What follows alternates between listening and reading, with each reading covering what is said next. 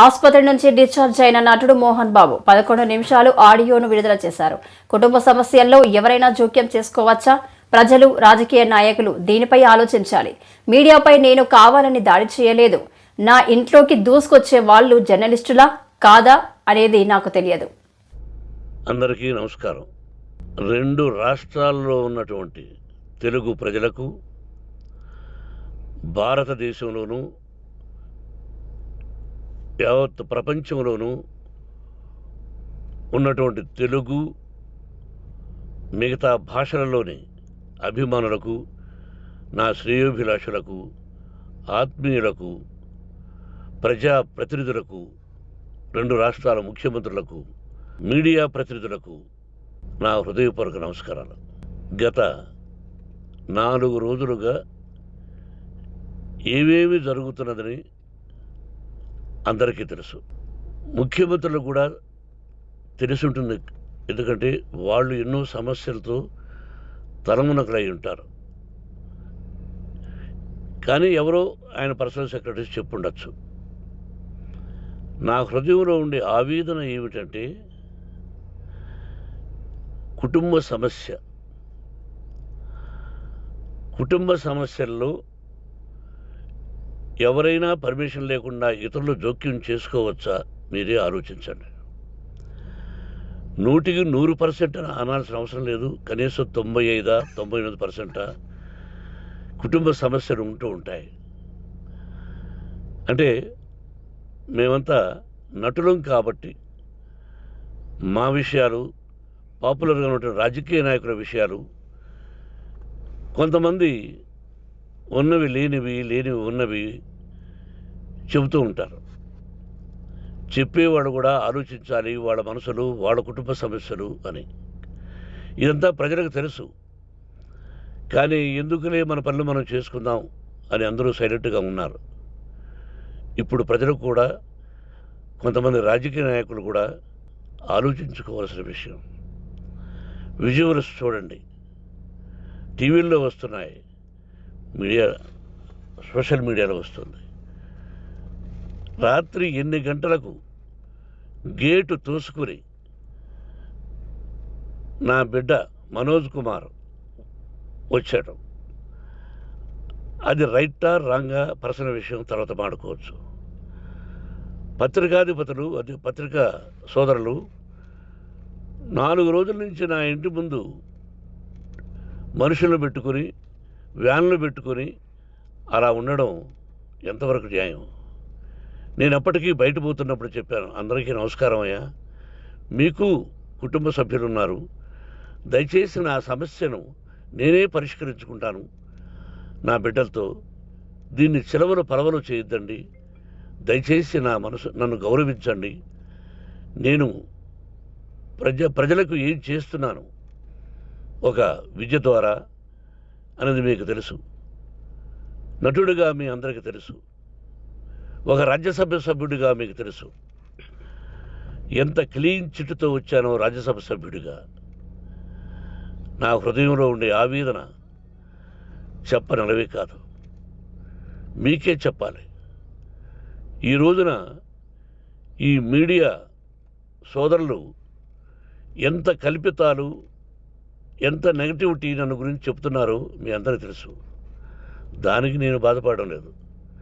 మీరు ముఖ్యంగా తెలుసుకోవాల్సింది, రాత్రుల్లో గేటు తోసుకుని, గేటు పగలగొట్టి పర్మిషన్ లేకుండా ఎవరైనా రావచ్చా? మీరే చెప్పండి. వచ్చిన వాళ్ళు అందరూ మీడియా సోదరులా, లేకపోతే ఇంకెవరైనా నా మీద పగ, రాగద్వేషాలతో ఏదో ఒక ఛానల్ చేతులు పెట్టుకుని అలా వచ్చి ఉంటారేమో సందేహం. కానీ వాళ్లను కొట్టాలని, తిట్టాలని మనసా వాచ దైవ సాక్షిగా నేను అలా ఆలోచించేవాడిని కాదు. ఎందుకు? వాళ్ళు ఉద్యోగస్తులు, నేను కూడా ఉద్యోగస్తునే, అందరూ కూలివాళ్ళం. భగవంతుడు ఇస్తుంటాడు మనకు కూలి. ఎవరికి ఏమిటి అనేది ఆయన నిర్ణయిస్తాడు. ఇది మీ అందరికీ తెలుసు. వాళ్లకు నేను చెప్పినా వినకుండా ముందు నమస్కారం పెట్టాను. అయినా అతను నేను కొట్టావనే చెప్తున్నారు తప్ప మైక్ తీసుకెళ్ళి నోట్లో పెట్టాము, నా కన్ను పోవలసింది. కన్ను పోయి ఉంటే అప్పుడు నేను కేసులు పెట్టాలి. అది నా కన్ను పోలేదు, కొంచెం తగిలింది కంటి కింద, నేనే ఎస్కేప్ అయ్యాను. లేకపోతే నా జీవితం గుడ్డిదయ్యేది. అతనికి తల కాదు, చెంప మీద తగిలిందన్నారు. ఓకే, ఆ చీకట్లో ఎలా జరిగిందన్నది వాస్తవమే. మైకు లాక్కోవడం, వాడు నన్ను కేకలేయడం, ఆ దీనిలో ఘర్షణ జరిగింది. నేను కొట్టిన దెబ్బ అతనికి తగిలింది అన్నారు. దానికి హృదయపూర్వకంగా బాధపడుతున్నా. అతను నాకు తమ్ముడే. ఒక తల్లి బిడ్డలం కాకపోయినా I love them, I like them. అటువంటిది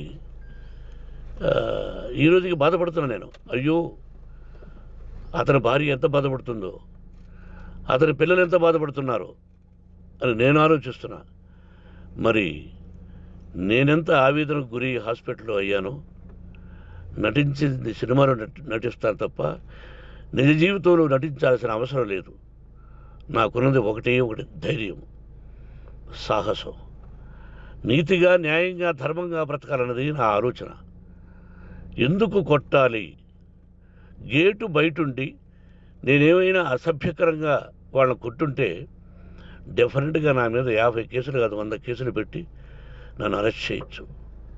లేకపోతే నేనే పోలీస్ స్టేషన్ పోయి, అయ్యా, ఆవేశంలో నా ఇంటి బయట ఉన్న వాళ్ళను కొట్టాను, నాది తప్పే అని పోలీస్ స్టేషన్కి ధైర్యంగా పెడతాను. కానీ ఇంటి లోపలికి వచ్చి నా ఏకాగ్రతను, నా మనశ్శాంతిని భగ్నం చేశాడు. ఆల్రెడీ నా బిడ్డ చేస్తున్నాడు. అయినా నీ కన్నబిడ్డ, ఎప్పటికీ నీ కన్నబిడ్డే. ఏదో ఒక రోజున న్యాయం జరుగుతుంది, మేము కూర్చొని మాట్లాడుకుంటాం. దీనికి మధ్యవర్తులు అక్కర్లే. కుటుంబ సమస్యలకు బయట వాళ్ళని పిలిపించి ఇలా చేయండి, మీరు ఇలా మాట్లాడండి అని చెప్పక్కర్లే. కట్టు బట్టలతో మద్రాసుకు వెళ్ళేవాడిని. ఆల్రెడీ మీకు చెప్పాను. పైసా లేకుండా కట్టుబట్టలతో, చెప్పులు సగం కింద అరిగిపోయి అలా వెళ్ళినవాడిని. మా తల్లిదండ్రులు అద్భుతమైన జన్మను ప్రసాదించారు. ఒక్క పైసా ఇవ్వాల.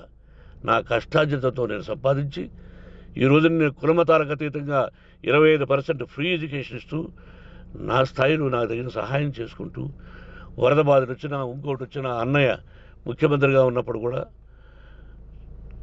ఎన్నో చేశాను. బట్ అవి మర్చిపోయి ఈరోజు కొట్టింది మాట్లాడుతున్నారు. ప్రజాప్రతినిధులారా, నా అభిమానులారా, తెలుగు ప్రజలారా, తమిళ, మలయాళం, కన్నడ అభిమానులారా, ఆలోచించండి. నేను చేసినది తప్పు, కొట్టినది తప్పు. ఏ సందర్భంలో కొట్టాల్సి వచ్చింది? మీ ఇంటికి దూరితే ఒప్పుకుంటారా?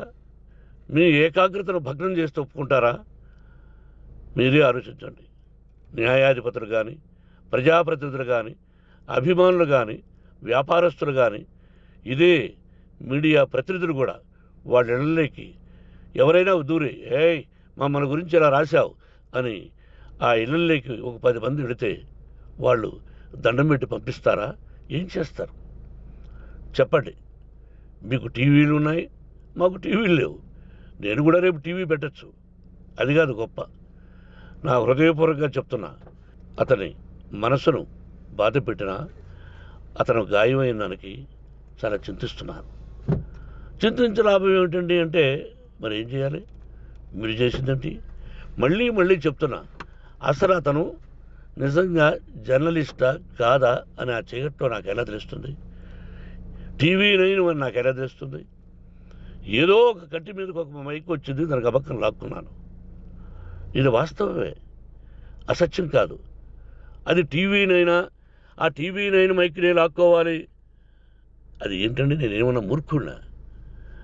వాళ్ళందరూ నాకు కావలసిన వాళ్ళే.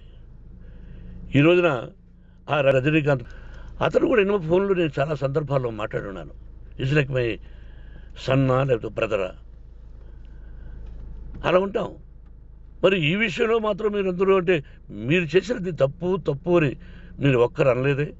కానీ జర్నలిస్టు సోదరులు, ఒక ఆడపడుచు, దాదాపు ఒక 5-6 మంది ఆడపడుచులు, ఒక 5-6 మంది సోదరులు, వాళ్ళందరూ మాట్లాడారు.